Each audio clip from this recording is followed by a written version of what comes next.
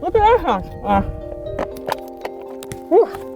All this gear kind of seems a little silly, but it wouldn't have seemed silly 250 million years ago. You know why?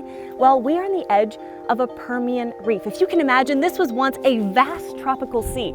That's the main reef behind me, and right where we're standing, this was the forereef. You can see sponges, you can see algae, you can even see some mollusk. And yes, what we're talking about is climate change. Now, this is vastly different because we're at the Guadalupe Mountains National Park. But in order to talk about climate change, we have to take a look at our past in order to understand what could be happening in our future. I hate politics, but I love national parks. What we see behind us is kind of a combination of the reef and some of the debris that was on the forefront of it and on the back side of it. So check this out, guys. We've got a very well preserved clam. There. And the rest of this has sponges on it. Eventually, a 400-mile stretch of reef formed. The sea then dried up, and a mass extinction killed 90% of all living things. The reef was buried beneath salt and sediment. Millions of years later, the ancient marine reef became something new. So this park was established for its scenery and it's also its geological resources. So that's what most of our visitors come here for. This is El Capitan, what you might call the crown jewel of Guadalupe Mountains National Park. This is also a part of the Permian Reef that we've been telling you about. It's very visually stunning, and it's right on the edge of the Trans-Pecos region, a beautiful mountain and monument to history. Well, you might be asking yourself, what does me walking towards this mountain have to do with your vote? Well, more than you might think. The changes here at the park may have occurred over millions of years, but climate experts say there's something different at play now. It isn't gradual, and it isn't caused by nature. We, humans, are to blame. Our use of coal, oil, and gas produce a lot of greenhouse gases, and those rising emissions are building up quickly, and that affects everything around us.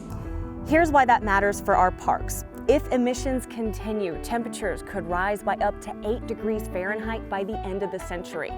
That's worrying scientists, and it should worry you too, because that's not only affecting our world, it's also affecting our national parks. One of the things about deserts is that you very rarely see the average. You know, people talk about average rainfall, they talk about all these different average values, but the desert doesn't see that. It sees something that is lower than that or higher than that. So that gives the desert environments plasticity. So we're not seeing a whole lot of impacts here just yet, but we do have some concerns for if things continue the way that they are. Specifically, changes in fire regimes, things burning hotter and faster than they normally would and more often, and also extreme weather events. The park has seen some extreme weather events in the last few years. So 2013 and 2014, the park was hit by heavy flooding. People, plants, and animals, they're finding themselves in peril and in politics. Dr. Mike Medrano, he mentioned that since he's been here over the past 5 years at Guadalupe Mountains National Park, he's actually seen where we're standing at right now flood twice. Now, this is a creek bed, so that's not completely uncommon, but as it increases in frequency and intensity, that could lead to a bigger issue. Climate change has been the #1 most politicized issue in the entire United States for years now. And it's not because people truly disagree over the number that a thermometer gives us. It's because we disagree over what to do about it. That's Katherine Hayhoe, a rock star in the climate world and so-called climate evangelical. She says it's critical to take action now. The percentage of people who actually categorically deny that this is an issue is very small. It's only 10% across the whole US. But that 10%, the tail of the dog, so to speak, is wagging the whole dog. And what we need to do is we need change. And change in a democratic society begins with decision makers. Decision makers at the level of an individual company or a city or a state or the country.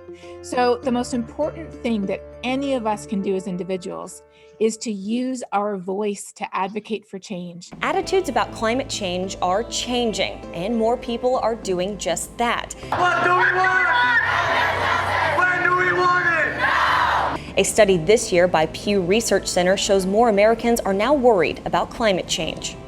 About 60% of Americans think climate change is a major threat to the United States.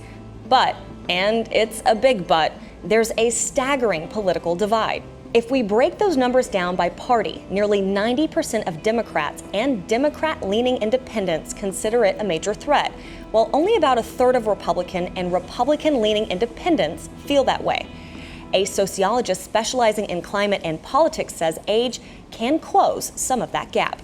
There are ways in which the polarization on climate change and other issues can ease, can change, and that largely lies in younger generations. Hey, ho, ho! Do something, de Blasio! I think, young people politically are more idealistic.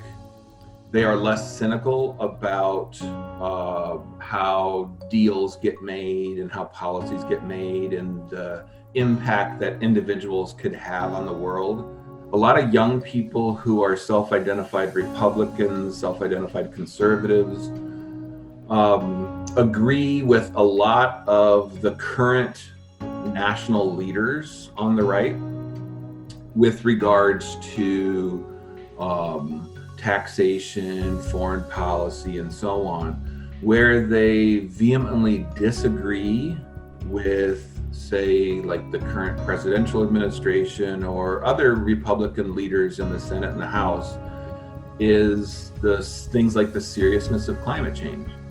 More Americans than ever are certainly concerned, but the policy gap between candidates, it's never really been wider.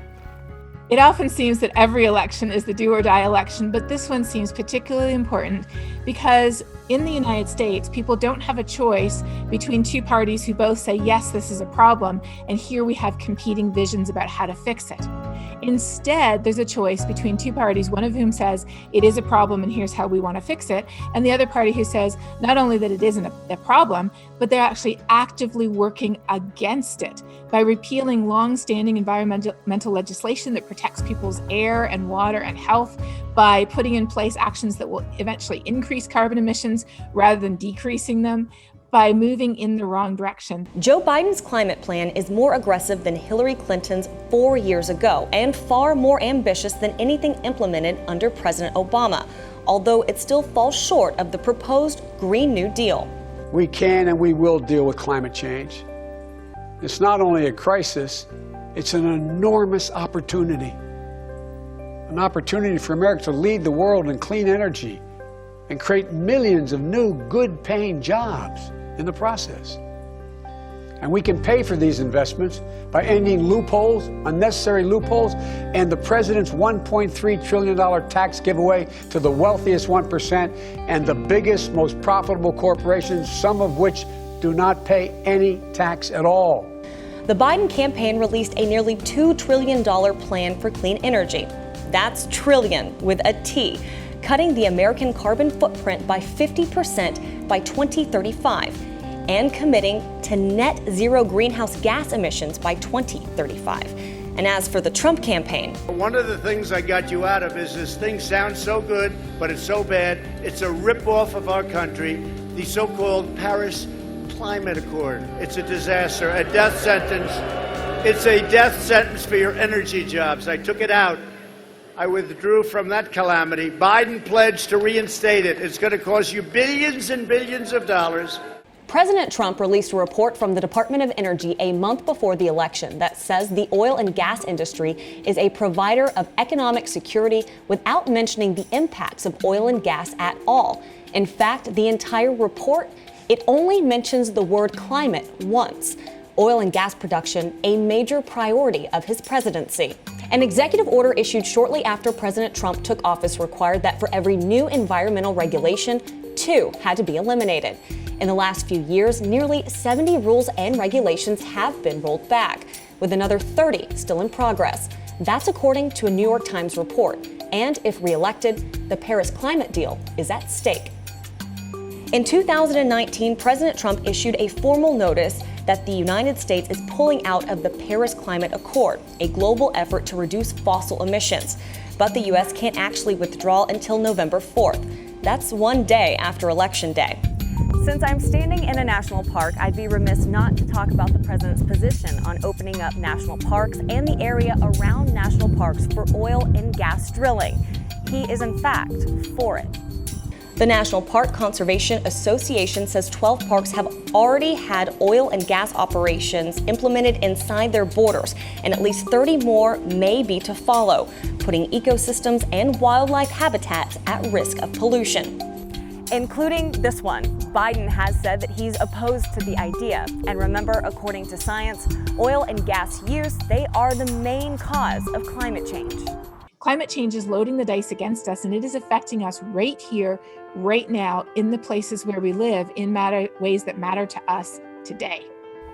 We made it to the sand dunes of Guadalupe Mountains National Park, which Dr. Medrano said was his favorite part of the entire park. A very stark contrast from the Permian Reef that we were showing you before. But all of this really shows you the difference in just the climates right here in one single park. If they continue the way they are, I would suspect that we will start to see more changes, especially with like timing of flowering plants and resource availability. I think that'll have an impact going forward. As changes in our environments impact our daily lives and our parks, it's important to understand how your vote can shape the future. I'm Tabitha Lipkin, and I hate politics, but I love all of this.